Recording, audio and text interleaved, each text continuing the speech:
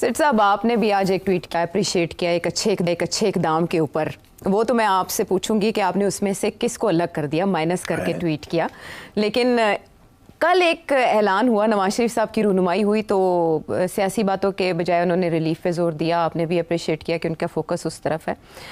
उस रिलीफ के बाद तो ऐसे जैसे शिकायतों के अंबार लग गए हैं, शिकवे आना शुरू हो गए हैं, बजाय ये कि अप्रिशिएट किया जाता कि कहीं ना कहीं से तो थोड़ी गुंजाइश अवाम के लिए पैदा हो रही है।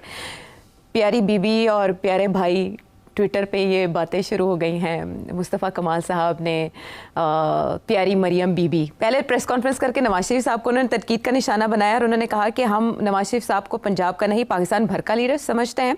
उन्होंने कल की प्रेस कॉन्फ्रेंस करके अपना सियासी कद कम किया है, जिसके बाद मरियम नवाज साहिबा ने अपने ट्विटर पर उन्हें जवाब दिया, प्यारे मुस्तफ़ा भाई, पंजाब ने ये रिलीफ मुफ्त में नहीं लिया बल्कि आवाम के लिए पैसे देकर लिया है। 45 अरब रुपए अपने बजट से पंजाब ने अदा किए हैं, जैसे कल हमने ये बताया। हाफिज हमदुल्ला ने भी नवाज शरीफ साहब को तनकीद का निशाना बनाया और उन्होंने पूछा है कि रिलीफ सिर्फ पंजाब के लिए, बाकी सूबे क्या पाकिस्तान का हिस्सा नहीं है? वो सूबा जो बिजली पैदा करता है या बलूचिस्तान, आपने उनके लिए रिलीफ का ऐलान क्यों नहीं किया? गर्ज के हाफिज नईमुर रहमान साहब हो गए या और भी दीगर लीडर्स, उन्होंने इस मामले पर कि सिर्फ ये पंजाब की हद तक ऐलान क्यों हुआ, शहबाज शरीफ साहब ने क्यों नहीं पूरे मुल्क के लिए बतौर वज़ीर आज़म पैकेज का ऐलान किया? फिर जो आपका ट्वीट है वो अप्रिशिएट करता है मरियम नवाज साहिबा को, जैसे कल भी आपने बात की, और साथ ही वो एक्सपेक्ट आप कर रहे हैं मुराद अली शाह साहब से, यानी सिंध से, लेकिन आपने भी बलूचिस्तान और केपी को माइनस कर दिया। ये तासुब खुला तजाद नहीं? नहीं, मैं आपको बताऊं मसला क्या है। क्या आपको पता है कि मैंने अपने प्रोग्राम में एक दफ़ा नहीं 3-4 दफ़ा एक मौक़िफ़ इख्तियार किया था। वो ये था कि प्राइम मिनिस्टर साहब, आप जो 400-500 अरब रुपए आपने रखे हैं MNAs के लिए, डेवलपमेंट उनके उसके लिए, उसको 1 साल के लिए फ्रीज़ कर दें।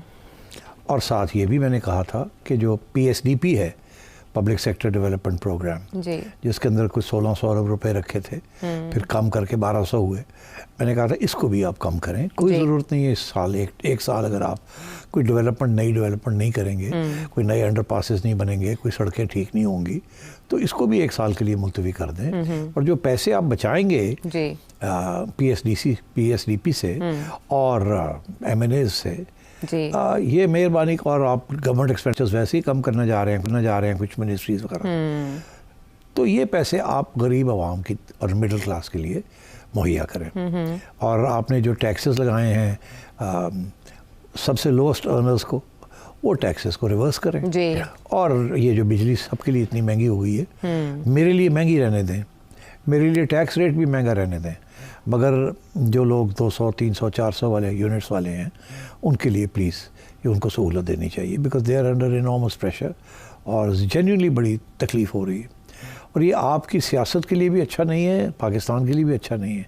तो ये कुर्बानी आपको करनी पड़ेगी। और IMF को आप समझा लीजिएगा कि हमने अगर 10 रुपये कम किए हैं PSDP से या किसी और चीज़ से, तो हमने वो जो है उधर से कम करके इधर डाल दिए, तो खसारा जो है वो बढ़ेगा नहीं। ऐसे नहीं होगा कि हमने जो टारगेट्स मीट करने हैं, टैक्स के टारगेट्स और रेवेन्यू के टारगेट्स, वो कम नहीं होंगे।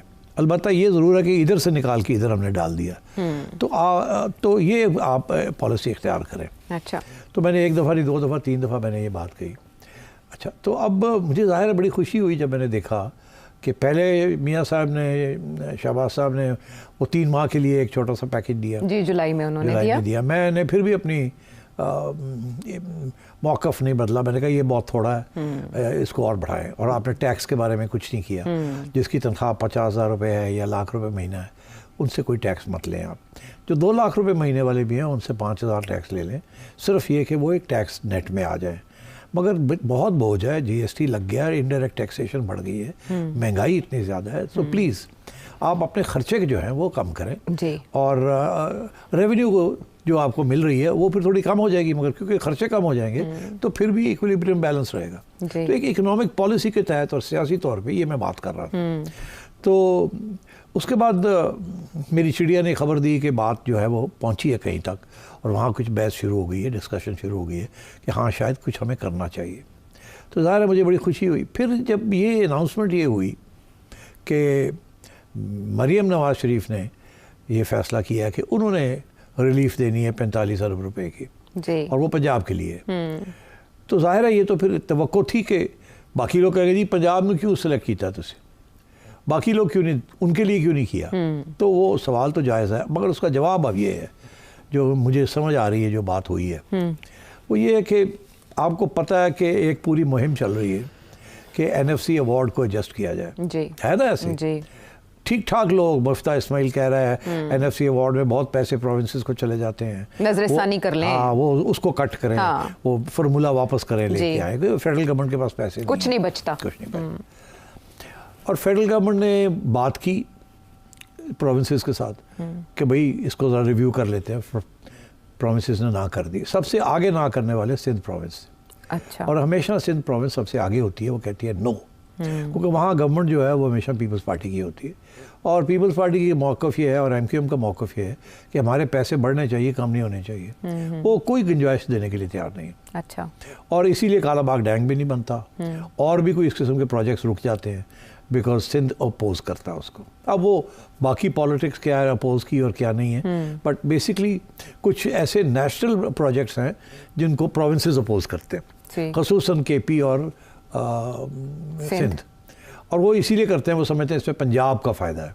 अच्छा। हालांकि वो सारे पाकिस्तान का फ़ायदा होता है उससे, मगर चले एक मौक़िफ़ है, उन्होंने भी अपनी कंस्टिट्यूंसी रखनी है।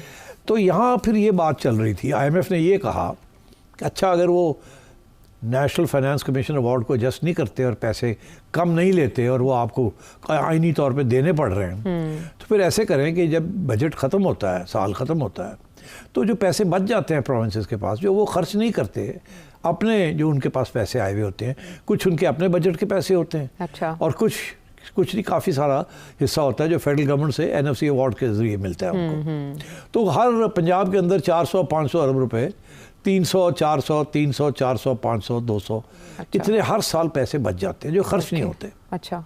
तो वो पंजाब गवर्नमेंट अपने पास रख लेती है, वापस नहीं करती। IMF का ये कहना था कि जो पैसे आपके पास बच जाए ये वापस कर दिया करें फेडरल गवर्नमेंट को, क्योंकि उनका खसारा जो होता है वो ओवर स्पेंड करते हैं, तो ये फिर बैलेंस हो जाएगा। मगर इसमें सिंध ने कहा नो, हम नहीं, वापस नहीं करेंगे। ठीक है। अब सूरत हाल ये हुई तो इन्होंने सोचा अब हम क्या करें। KP जो है वो ऑलरेडी रो रहा है कि जी हमारे जो आपने पैसे देने हैं हाइडल के, जी वो रॉयल्टीज जो देनी है वो भी आप नहीं दे रहे। गड्ढापुर तो गया था ना और कहा था कि हम आपके पैसे जो देने हैं दे देंगे, नहीं दिए अभी तक, थोड़े बहुत देते हैं, पूरे नहीं दिए। तो उनको तो पैसे देने हैं आपने, तो उनसे आप पैसे क्या लेंगे जी, उनको भी पैसों की जरूरत है। तो वो भी जो सरप्लस फंड्स जो होते हैं वो नहीं वापस करेंगे वो जी, उन्होंने पहले ही कह दिया, उन्होंने कहा जी नहीं, हमें तो आपने जो देने हैं वो नहीं दें, वरना हम आपसे ताबून नहीं करेंगे। तो उन्होंने तो वापस करने नहीं। सिंध के पास पैसे हैं जी, सिंध नहीं वापस करता, वो कहता है हम नहीं करेंगे। जरदारी साहब ने एक और इशू बनाया है। जरदारी साहब ने कहा ये MNAs के जो फंड्स हैं ये नहीं कम करने, ये हमें तो अपना हिस्सा चाहिए, आपने नहीं देने अपने लोगों को ना दें, हमारे लोगों को तो चाहिए। तो जरदारी साहब ने यहाँ से पकड़ा हुआ है गवर्नमेंट को। अच्छा। और वो कह रहे हैं कि MNAs के फंड्स भी हमें मिलेंगे, हमें जो हमें मुलाजमतें भी मिलेंगी जो हमने लेनी थी, मिनिस्ट्रीज भी मिलेंगी, गवर्नरशिप भी मिलेगा, और हमने पैसे वापस नहीं करने आपको कोई। अच्छा।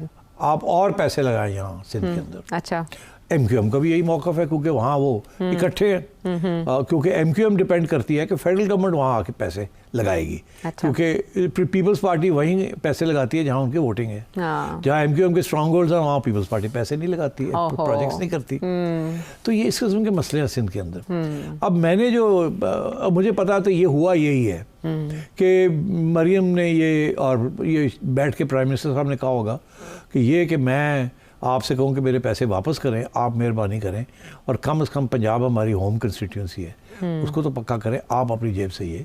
अच्छा। हम आपसे पैसे नहीं मांगेंगे वापस जो सरप्लस है। अच्छा। आप मेहरबानी करके यहाँ खर्च कर दें। तो मियाँ साहब ने कहा होगा ठीक है, क्योंकि पंजाब हमारा होम बेस है, हमें तो सपोर्ट करना ही करना है, यहाँ आवाम जो है वो दुखी है और हमारे खिलाफ हुई हुई है, तो इसलिए बेहतर ये है कि यहीं हम खर्च करें। सिंध को मैंने अपने ट्वीट में ये लिखा कि भाई आप भी मेहरबानी करके, आपके पास भी बड़े पैसे हैं, हाँ। आप ये, और आपकी तो अपना ही वोट है वहाँ, हाँ, हाँ। तो आप मेहरबानी करके वहाँ आप भी अपनी जेब से हाँ। ये सहूलत दे दें, आप भी पैरवी कर लें इस ऐलान की। उसकी वजह यह है कि आप पंजाब तो पैसे वापस कर देता था, क्योंकि सेंट्रल गवर्नमेंट और पंजाब एक ही होते हैं, हाँ, एक पेज पे होते हैं। तो जब वो फेडरल गवर्नमेंट कहती है पंजाब को पैसे वापस कर दे, वो कर देते हैं। हाँ। तो सिंध तो नहीं करता। हाँ। तो इसलिए मैंने ये कहा कि अच्छा मुराद अली शाह साहब तुसी भी कोई आवाम वास्ते कुछ कर दियो। अच्छा आपने पैसे तो वापस करने नहीं है तो बेहतर यह है कि आवाम पे आप खर्च कर दें। केपी में पैसे वापस होने क्या, वो तो कहते हैं हमारे पैसे ज़्यादा चाहिए हमें।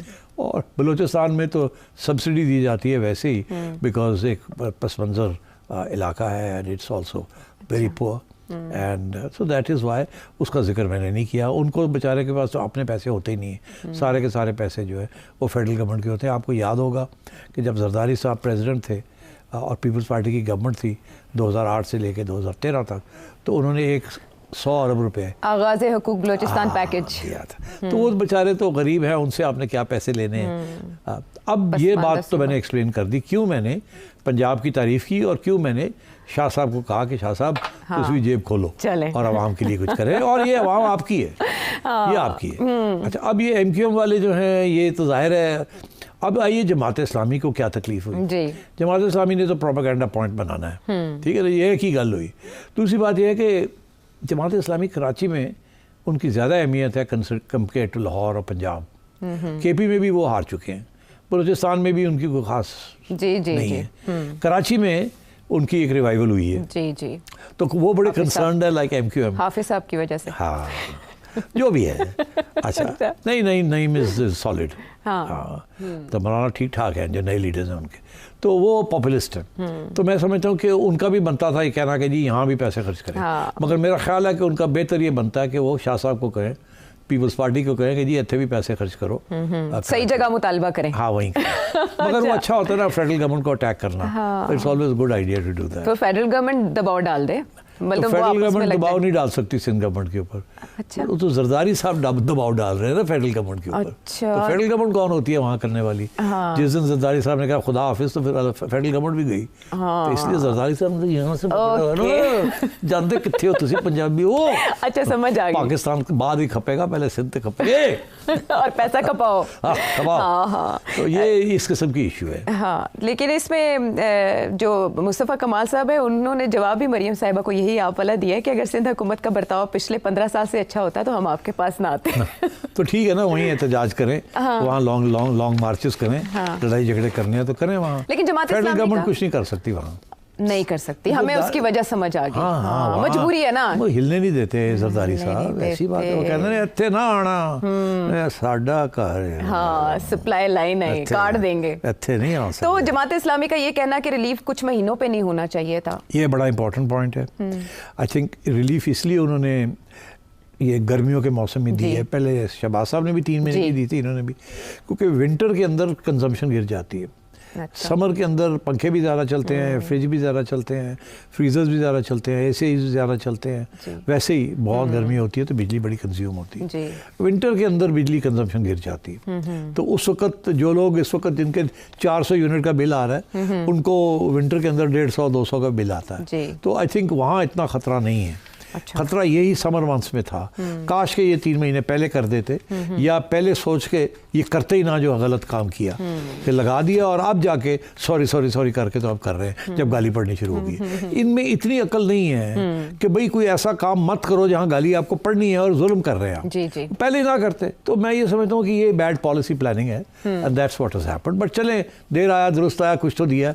मैं तो अभी भी प्रेशर डाल रहा हूँ via my personal contacts and also के शहबाज साहब ये काफ़ी नहीं है, करो और कुछ। चले अच्छा, वो और मैं उन पे प्रेशर डाल रहा हूँ कि वो जो सैलरी वाला चक्कर है ना, वो आपने अपनी ट्वीट में भी लिखा है और आप बहुत अरसे से जोर दे रहे हैं ये भी ऐसा इकदाम होगा। लेकिन वही बात के पहले लगा दिया और फिर कम कर दिया, कम से कम क्रेडिट लेने का तरीका तो वो सीखें। नहीं सीखते। हाँ, और इमरान खान